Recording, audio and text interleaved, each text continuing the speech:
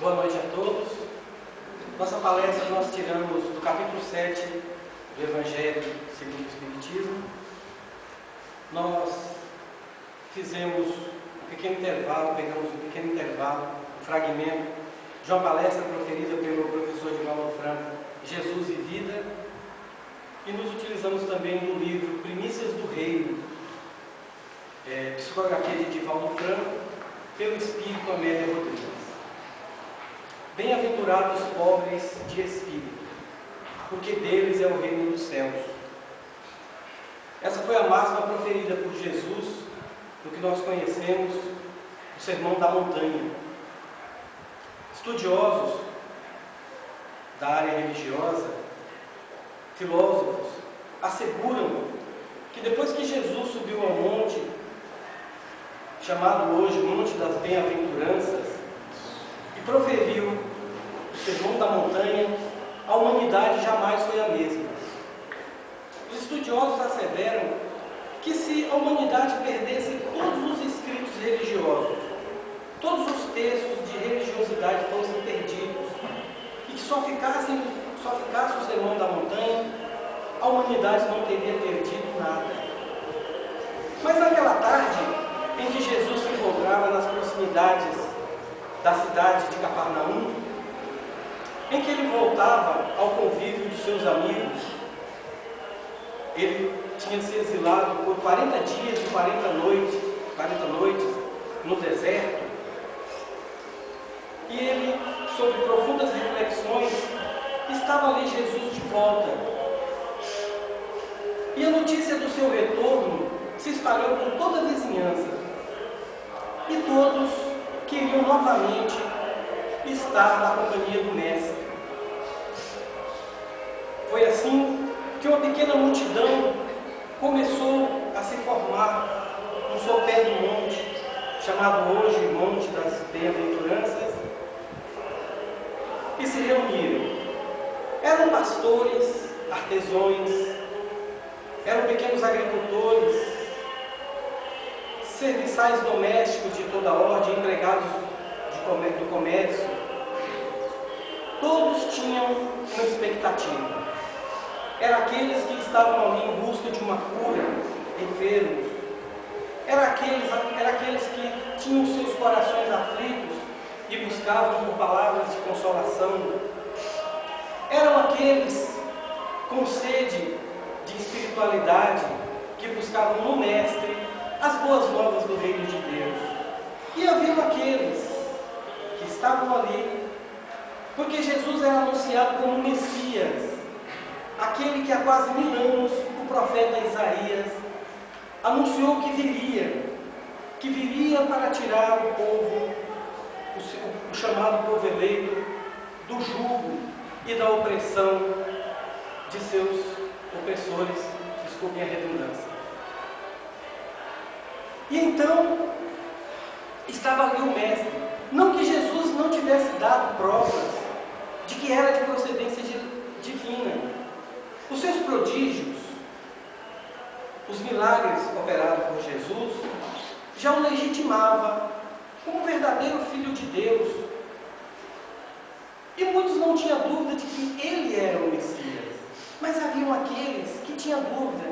Isso porque era uma profecia de 1000 anos e muitos acreditavam, ou a cultura judaica fantasiou, que o Messias viria, desceria das nuvens num cavalo branco, empunhando uma espada de fogo, liderando um exército de anjos e passaria como um rolo compressor por sobre os opressores do povo hebreu.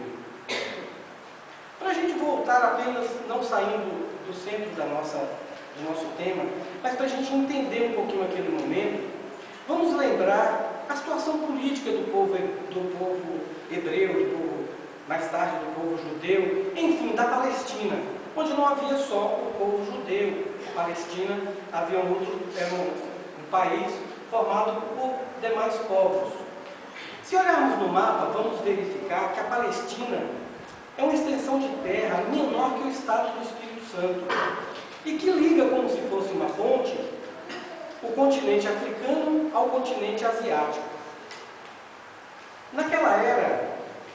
na Idade Primitiva, adentrando para a Idade Medieval, era comum os exploradores saírem, juntarem exércitos e saírem dominando o mundo. E obrigatoriamente tinham que passar pela Palestina. Então a Palestina era um país sempre invadido. Todos os conquistadores, Alexandre Magno, Roma, invadiram o mundo, passaram, invadiram e dominaram a Palestina. A Palestina, que era governada pela casa herodiana, eram monarcas, imperadores fracos, dedicados à luxúria, a cobrar impostos caros dos povos, a viverem na abastança e deixarem o povo ao léu. Então, haviam, naquele momento, 93 anos do domínio romano sobre o povo da Palestina. Assim, o povo era colônia de Roma. Roma era muito astuta. Ela já havia desenvolvido um sistema de colonização em que, porque uma coisa é entrar no país, encurralar o exército, matar as forças, dominar as forças de proteção daquele país. Outra coisa é se firmar como dominador daquelas terras. E para isso Roma tinha uma política toda especial. Ele não destituía o poder central, que no caso era Herodes. Ele mantinha o Herodes, o reino de Herodes, para representar o país. E ele também não atacava a cultura do povo. Ele não impunha a língua, não impunha a religião, não impunha a sua cultura. E assim, o desenho político daquele povo era dominado por Roma, que explorava o país financeiramente. O povo sustentando através do seu trabalho e pagamento de impostos. Sustentava a representatividade de Herodes, naquele caso Herodes Antipas, continuava com a sua luxúria, com a sua exploração do povo, também com os impostos. E os judeus, civilmente, as leis dele eram geridas pelo Sinédrio, que era um colegiado formado por 71 sacerdotes, cujo presidente era o príncipe da sinagoga, o sumo sacerdote, que também tinha que pagar impostos caros para manter. Não bastando isso, os cobradores de impostos, o sistema de cobrança de impostos, era através de publicanos. Pessoas dominavam uma determinada região, cobravam imposto de todos e entregavam na coletoria com o pagamento de reter uma porcentagem como pagamento do salário do seu trabalho de coletar os impostos. Só que os publicanos, como a gente vê na Bíblia, serem muito odiados pelo povo, porque eles sobretaxavam, cobravam a mais para reter para eles e entregar na coletoria aquilo apenas que era devido. Assim, era um povo completamente explorado. E quem não pagasse os impostos tinha os seus bens confiscados, suas famílias escravizadas, jogados nas prisões, torturados, enfim, era realmente opressão que esse povo sentia. Por isso era tão sedento de um justiceiro que realmente descesse dos céus, empunhando a sua espada de fogo e atacasse, passando por cima dos seus opressores. Mas o reino que Jesus veio anunciar era outro. E Jesus, naquela tarde, subindo a montanha para ficar, ele apenas subiu num lugar mais elevado, para que pudessem ver a todos e também pudesse ser visto por todos, pronunciou o que chamamos, o que os estudiosos chamam de uma verdadeira declaração dos direitos humanos, o Sermão da Montanha, cuja primeira proposta é tema da nossa palestra dessa noite. Ele subiu a montanha, abriu os braços e disse: bem-aventurados os pobres de espírito, porque é deles o reino dos céus. Até hoje, os incrédulos debocham dessa máxima de Jesus, dizendo que o reino de Jesus fora legado às pessoas desprovidas de inteligência e de bens materiais. Mas nem engano. Quem Jesus chamou de pobre de espírito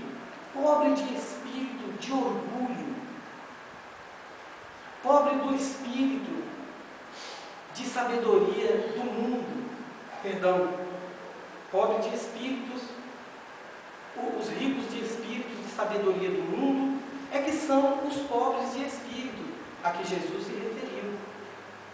Jesus não legou, não veio legar um reino, não veio plantar na terra o reino da Boa Nova para as pessoas de pouca inteligência ou de poder aquisitivo baixo.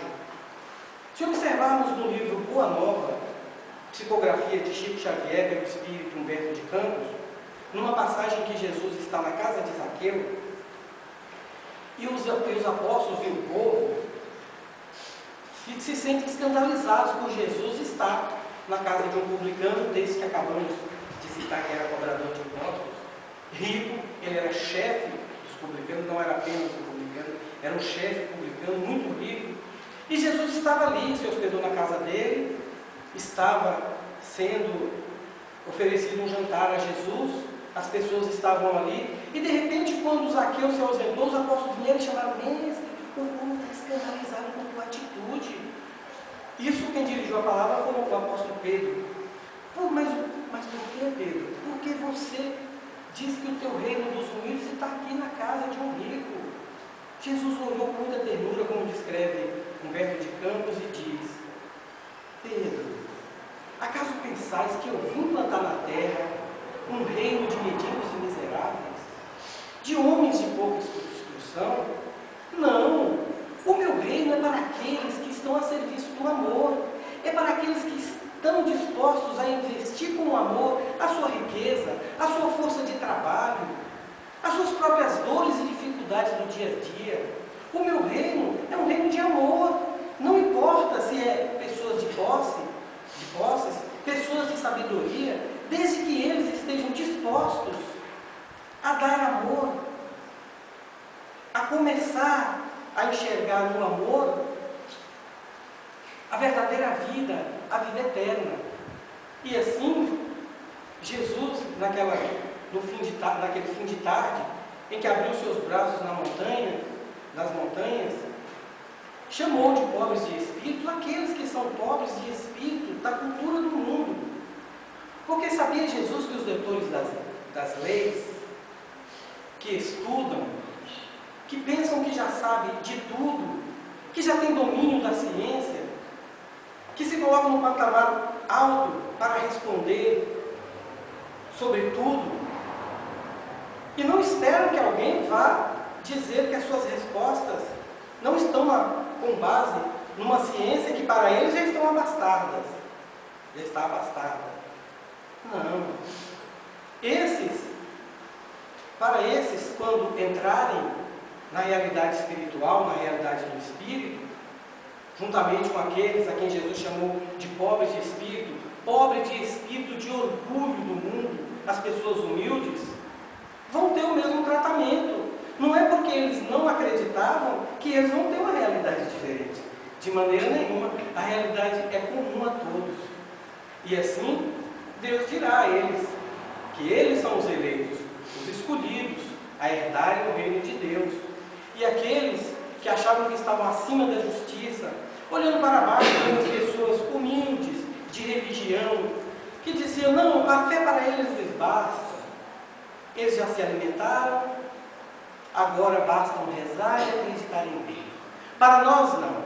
Para nós conhecemos as ciências, nós sabemos que tudo quanto existe, que tudo deve ser provado segundo a ciência, é a objetividade que a ciência tem, ela não acredita naquilo que não é objetivo.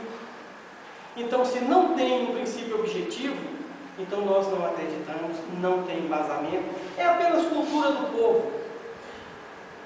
Mas os pobres de espírito são aqueles que, mesmo conhecendo a ciência, porque o Espiritismo, Jesus, ele não é contra a ciência. A ciência faz lei, faz parte das leis de progresso, como estudamos aqui nos cursos sistematizados da doutrina espírita, faz parte da lei de progresso, da qual a humanidade avança, não é? De qualquer forma, está sobre os desígnios. As leis de progresso são leis, é uma lei imutável de Deus, da qual todos nós estamos inseridos. Mas Jesus diria daqueles que, achando que toda a sabedoria objetiva, fechada aqui nesse pequeno planeta, que nada mais, nada menos é mais uma morada no reino de Deus, já sabem de tudo, já sabem todas as coisas. No livro Primícia do Reino, da veneranda benfeitora espiritual Amélia Rodrigues, psicografia de Valdo Franco, ela conta-nos a passagem do mancebo rico, do órfão rico. Era um rapaz, agora órfão, de pai e de mãe, pais ricos. Eles haviam deixado para eles uma fortuna incalculável. Eram palácios onde ele ia passar o inverno, palácios que ele tinha apenas para dar festas suntuosas, convidando as maiores personalidades locais. Eram barricas abarrotadas de moedas de ouro, de gemas, de pedras preciosas, de tesouros de outros reinos, comprados como peças raras. Era muita riqueza. Ele tinha muitos servos e amava os jogos. Naquela época, na Palestina, e era um costume também dos romanos, as corridas de bigas e quadrigas. Eram carros como charretes, aqueles que a gente pode observar acho que todos aqui tiveram a oportunidade de assistir esses filmes épicos, principalmente o best-seller do cinema, que é Ben-Hur. A gente vê aquelas corridas, eram carros de duas rodas, puxadas por um ou dois cavalos. Por isso, bigas, né, 2 animais, quadrigas, 4 animais. Então eram corridas que eles faziam em torno de uma arena, né, disputando quem era o mais veloz, o mais resistente, quem sabia manobrar ali, era um circuito ovalado. E ele amava esses jogos. Mas há muito, esse mancebo rico, esse órfão rico, sentia um vazio.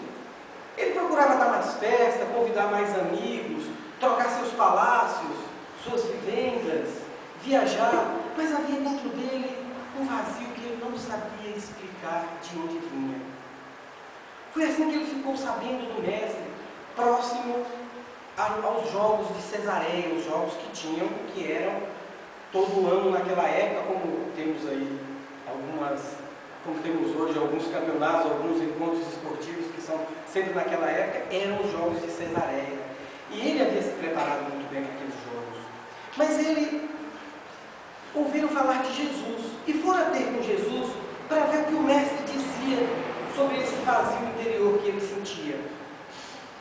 Então, naquela tarde, enquanto Jesus estava sozinho num determinado local, na estrada de Cesareia, os apóstolos haviam ido à cidade comprar provimentos para eles. E o mancebo se aproximou de Jesus e disse: Mestre, que faço eu para entrar no reino de Deus? Jesus olhou para ele e disse: Vais, vende tudo que tu tens, distribua aos pobres, volta e me siga. Ele olhou e lembrou da corrida que acontecia há 3 dias em Cesareia. Ele disse: Senhor, eu bem que podia fazer isso. Sabe que eu não me importo de me desfazer dos meus bens. Mas é que daqui a 3 dias haverá uma corrida em Cesareia e eu comprei os melhores cavalos. Eu mandei vir da Arábia os melhores cavalos. Contratei serviçais especiais para me treinar, e eu treino. Eu estou com os braços vigorosos, treinados, e eu desejo nessa corrida humilhar os romanos que nos humilham. Eu estou muito preparado. Após a corrida, eu voltarei. Jesus disse: não, agora. Não pode ser para depois. Vais agora, venda tudo que tu tens, distribua entre os pobres. Volta em si. O jovem pensou bem, porque a presença de Jesus causava causava uma paz de espírito. Até descreve com uma certa euforia. É uma presença magnética. E ele, embriagado por aquela presença, queria aceitar a proposta do mestre. E Amélia Rodrigues diz que ele balançou como um pêndulo entre aceitar a proposta do mestre e entre as pompas, o louro que ele ia colher, porque ele dava como certa a sua vitória na corrida contra os romanos em Cesareia. E ele lembrou quanto ele gostava de subir mais alto, receber a coroa de louros por mais uma vitória. Então ele pendeu entre o orgulho e entre aceitar a proposta de Jesus. Diz que ele vinha e trazia um cacho de uvas. E de repente ele olhou, o sol se punha, e ele falou: mestre, agora mesmo vai ter um jantar aqui próximo, onde nós vamos combinar os detalhes dessa corrida. Eu vou para lá, depois eu te procuro. E deixou o cacho de uva cair sobre a poeira, fazendo lama, e partiu. Jesus ficou contemplando, olhando aquele cacho de uva que caiu no chão, formando lamas, triste. E quando os apóstolos voltaram, perceberam e perguntaram: mestre, o que houve? Foi quando Jesus então respondeu aquela máxima que todos nós conhecemos: é mais fácil um camelo passar pelo furo de uma agulha do que um rico entrar no reino de Deus. Camelo, a veneranda Amélia Rodrigues explica que é uma corda grossa usada por marinheiros. Então Jesus diz que é mais fácil você enfiar uma agulha com uma corda do que um rico e entrar no reino de Deus. Alguns dizem também, pouco esclarecido, que Jesus teria aí amaldiçoado a riqueza. Mas será? O jovem mancebo, o órfão rico, não disse que ele seria capaz de disponibilizar os seus bens materiais? O que ele não abria mão era da pompa da vitória da sua corrida de biga na Cesareia, portanto do orgulho. Então é do rico de orgulho que Jesus falava. Assim como é o pobre de espírito humilde que Jesus diz cá no Sermão da Montanha. Assim, a corrida aconteceu, concluindo a história contada no livro Boa Nova de Humberto de Campos. E o jovem, ao fazer uma manobra, teve a roda da sua biga quebrada, ele foi ao chão e os animais dos outros veículos que passavam esmagaram o seu corpo no meio do pó. Ele, naquele delírio, o corpo se desligando ao espírito, ele ainda viu a presença de Jesus. Vens, porque a todo momento, a todo tempo, é tempo de vir ao meu reino. Portanto, é claro que sofrendo as consequências que o seu orgulho levou à morte. Então, Jesus, como a gente pôde observar nesse relato, vamos dizer assim, nessa recontagem dessa passagem bíblica por Humberto de Campos, deixa bem claro que os ricos a que Jesus se refere, tanto para se referir aos pobres de espírito no Sermão da Montanha, como para exemplificar os ricos que não entrarão no reino dos céus, sendo mais fácil entrar com uma corda grossa, com um camelo no fundo de uma agulha, são os ricos de orgulho. Aqueles que são ricos do orgulho. E não aqueles que têm riquezas materiais, mas como diz Jesus na casa de Zaqueu, são capazes de colocar as suas riquezas, as suas forças a serviço do amor. Porque o seu reino é o reino daqueles que estão dispostos a doar o amor. Se não temos ainda a intensidade deste sentimento, se ainda não conseguimos cultivar, olhar para dentro de nós e cultivar a certeza de que nós amamos, e realmente é muito difícil. Nós ainda habitamos vestes grosseiras, ainda estamos no planeta de provas e de expiações, ainda estamos sobre a égide de uma sociedade que, não muito contrária àquelas em que viviam os palestinos, o povo judeu, naquela época em que eram dominados por Roma, ainda é de um capitalismo selvagem. Ainda temos a selvageria das sociedades, né? Que a pessoa precisa lutar para ter e não para ser. E todo dia tem uma caixa lá na nossa casa, a televisão, nos dizendo que são bons aqueles que têm e não aqueles que são. E esta era a mensagem de Jesus naquela primeira proposta. Aqueles que são pobres em espírito de orgulho, em espírito de ter e não em espírito de ser.